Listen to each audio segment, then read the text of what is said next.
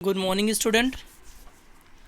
जैसा कि आज हमें फिगर देने थे, कल आपसे हमने कहा था कि फ़िगर देंगे आज सारे, तो आपको मैं एक एक फ़िगर दिखाएंगे और उनको आपको बनाना है।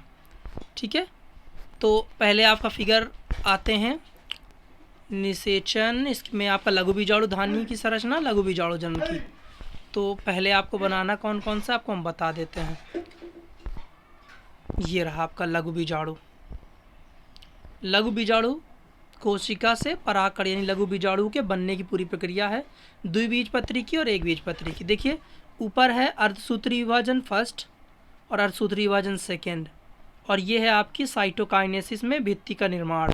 ये पूरा फिगर आपका बनेगा इसी प्रकार से, अच्छे से देख लीजिए। अर्धसूत्री विभाजन फर्स्ट, अर्धसूत्री विभाजन सेकेंड आपने पढ़ा है क्लास 11 में। फर्स्ट में जो है 2 केंद्रक, फिर उससे 4 केंद्रक बन जाते हैं, और साइटोकाइनेसिस व्यवस्था में स्किन ऊपर की बनती है, आवरण बनता है। तो ये ऊपर वाली जितनी व्यवस्था है ये लघु बीजाणु जनन की व्यवस्था है, लघु बीजाणु धानी से यानी परागकण यानी लघु बीजाणु के बनने की प्रक्रिया। इनमें देखिए आपके 2 दिखाई दे रहे होंगे, एक लघु बीजाणु मात्र कोशिका है, उससे आपके 2 दिख रहे हैं कि युगपत प्रकार का, एक क्रमानुसार प्रकार का। युगपत प्रकार का जो परागकण बनता है वो बनता है द्विबीजपत्री में, और क्रमानुसार प्रकार का एक बीजपत्री में। तो ये आपको फिगर अच्छे से देख लेना है, अच्छे से बना लेना। हम थोड़ी देर रोक रहे हैं और आप अपना प्यूश करके उसको बना लीजिएगा। ठीक है, ऐसे है, और हम एक एक क्लियर भी और कर दे रहे हैं जिससे आप आराम से बाद में बना सकें। हाँ ये रहा, देखिए अच्छे से देख लीजिए, एक एक एकदम क्लियर आपको दिखाई दे रहा होगा। यहाँ पर प्यूश कर लीजिएगा, फिगर बना लीजिएगा। इसके बाद लघु बीजाणु एक मात्र कोशिका से एक बीजपत्री में ऊपर आपका द्विबीजपत्री का युगपत प्रकार के बने हुए हैं, और नीचे आपका क्रमानुसार प्रकार का। इसके बाद नीचे आपको इनके बारे में लिख देना है। ये रहा आपका विवरण। अब देखिए ये तो रहा आपका लघु बीजाणु जनन। इसके बाद लघु बीजाणु जनन के बाद हमने परागकण की संरचना पढ़ाई थी, तो परागकण की संरचना में कौन सा फिगर बनाना है वो भी आपको दिखा। ये चाहे आपका परागकण की संरचना आ जाए और चाहे आपके पराग नलिका का विकास आ जाए, बात एक ही होती है। ये रहा आपका एक केंद्रक, ये इसी की पहले की संरचना है ऊपर वाली दोनों, और ये आपके पराग नलिका युक्त परागकण है। ये नलिका वर्तिकाग्र में घुस जाती है और अंडे अपने जो परागकणों को पराग केंद्रक को अंदर वर्तिकाग्र के द्वारा प्रवेश करा देती है। यही जो नली है आपको दिखाई दे रही है, देखिए इसमें 2 चीज़ दिखाई दे रहे हैं, नर युग्मक, ये दोनों मेल गैमेट्स। ये मेल गैमेट्स अंदर चले जाते हैं, और आपको पता है द्विकेंद्रक होते हैं, एक केंद्रक जनन कोशिका के साथ और दूसरा अंड कोशिका के साथ मिल जाता है, और निषेचन करके फल और बीज और बनाते हैं। तो ये फिगर आपको इसमें बनाना है, देख लीजिए अच्छे से।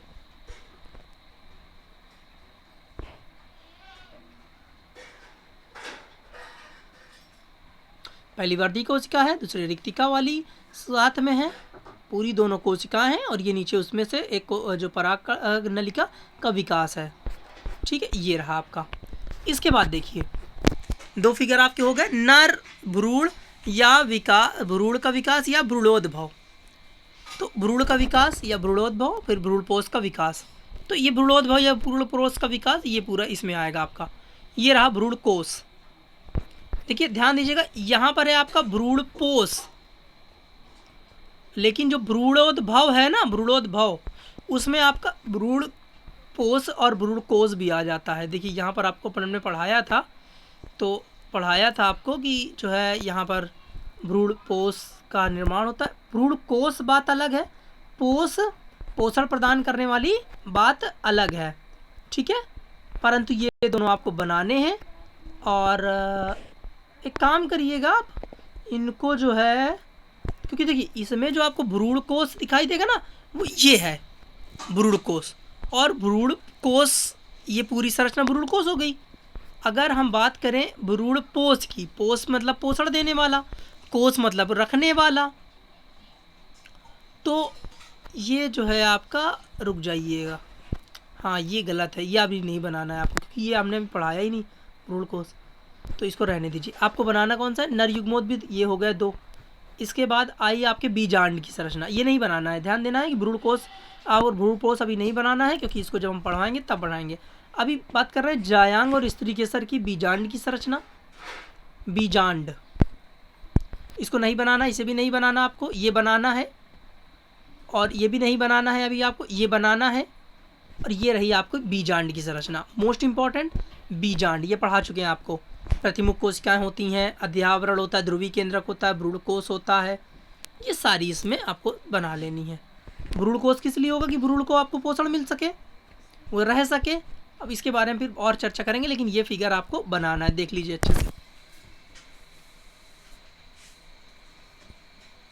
एक एक नाम भी लिखने हैं आपको। 3 फिगर हो गए अभी तक आपके, ठीक है। कल आपको गरु बीजाणु पढ़ाएंगे, उसके बाद उसका फिगर देंगे।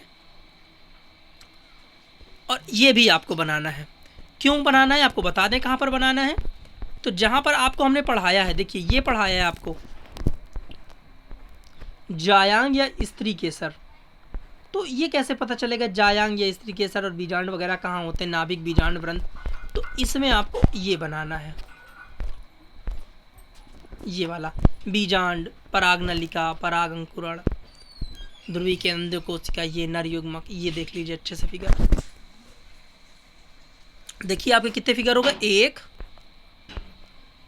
2 3 4 और ये सारे आपके बाद में आएंगे।